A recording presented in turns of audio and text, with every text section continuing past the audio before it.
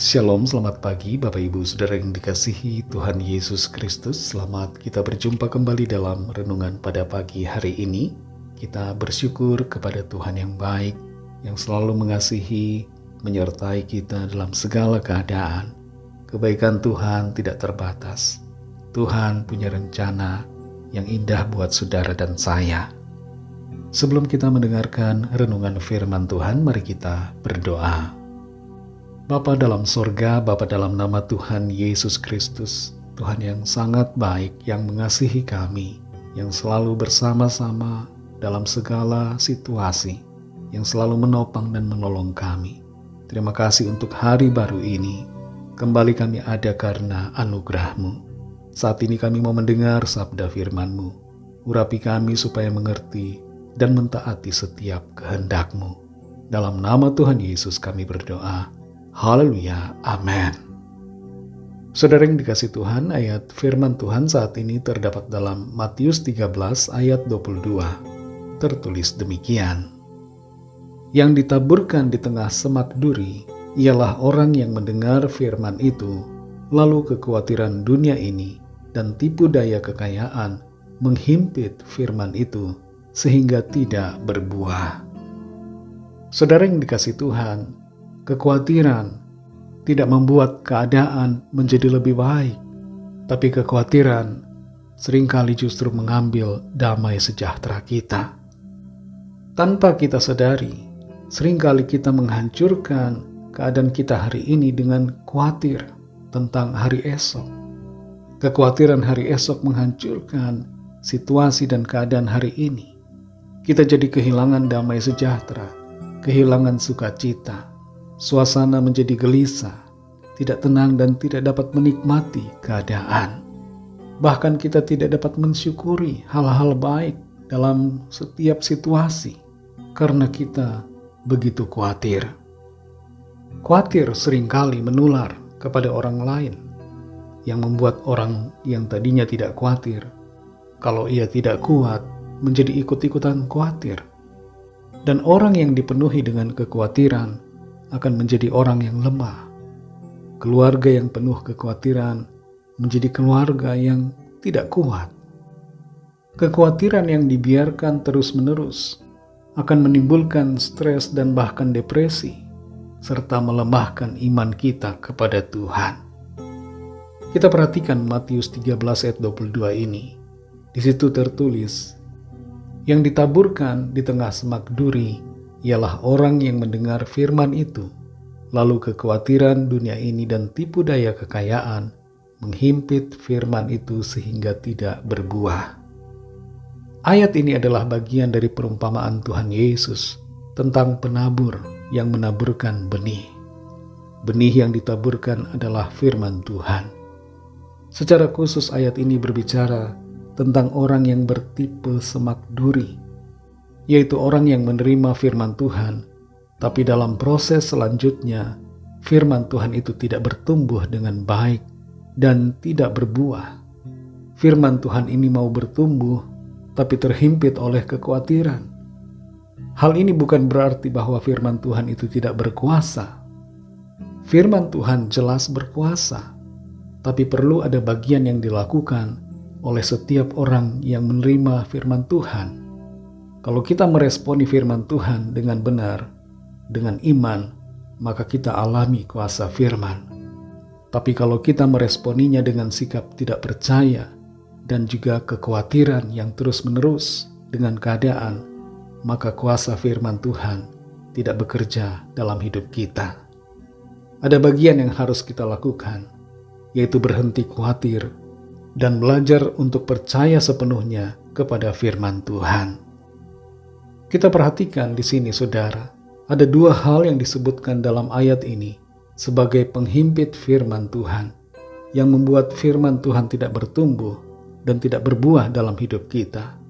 Yang pertama adalah kekhawatiran dunia ini, dan yang kedua adalah tipu daya kekayaan.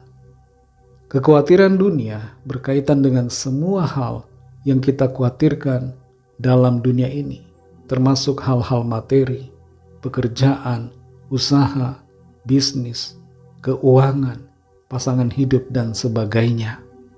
Segala hal duniawi yang membuat kita khawatir, itulah kekhawatiran dunia. Dan Tuhan tidak mau kita khawatir, saudara. Tuhan tidak menginginkan untuk kita hidup dalam kekhawatiran.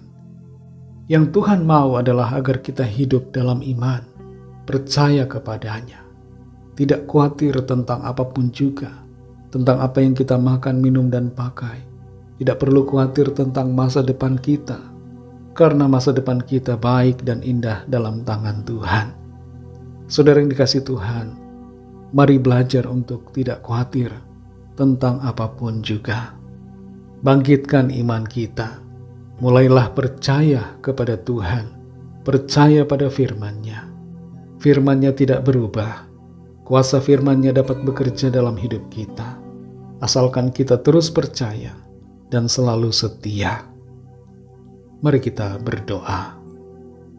Terima kasih Tuhan Yesus, kami mengucap syukur Bapa untuk firman-Mu yang sudah kami dengar saat ini, yang mengajar kami untuk mulai percaya kepadamu dan meninggalkan semua kekhawatiran kami, membuang semua keraguan, dan belajar untuk melangkah dalam iman kepada Tuhan. Mampukan kami Tuhan dan kuatkan kami. Tambahkan iman percaya kami kepadamu. Dan tolong kami untuk selalu berpegang pada janji firman-Mu. Tidak beralih kepada yang lain. Dan tidak tergoda dengan tipu daya dunia ini. Kekayaan, hal-hal yang materi yang seringkali mencoba merenggut iman kami. Tolong kami supaya kami senantiasa setia. Dan kami mau setia Tuhan. Kami mau selalu mengasihi-Mu. Kami mau percaya kepadamu dengan segenap hati. Terima kasih untuk firman-Mu. Kami percaya kami akan alami kemenangan demi kemenangan. Kami alami mujizat demi mujizat dari Tuhan. Berkatilah kami Tuhan di sepanjang hari ini dalam segala tugas aktivitas kami, agar semua yang kami lakukan menjadi berhasil dan kami berkemenangan serta nama Tuhan senantiasa dipermuliakan dalam hidup kami. Kami berdoa bagi yang sakit dan yang sedang dalam persoalan. Biarlah tangan Tuhan menjamah, menyembuhkan, memulihkan setiap kami. Dan Tuhan menyatakan kuasa mujizat-Mu bagi kami. Kami serahkan semua ke dalam tangan kasih-Mu. Dalam nama-Mu yang kudus, nama Tuhan Yesus Kristus, kami sudah berdoa. Haleluya. Mari sama-sama kita berdoa, doa Bapa kami. Bapa kami yang di sorga, dikuduskanlah nama-Mu, datanglah kerajaan-Mu, jadilah kehendak-Mu di bumi seperti di sorga. Berikanlah kami pada hari ini makanan kami yang secukupnya, dan ampunilah kami akan kesalahan kami, seperti kami juga mengampuni orang yang bersalah kepada kami.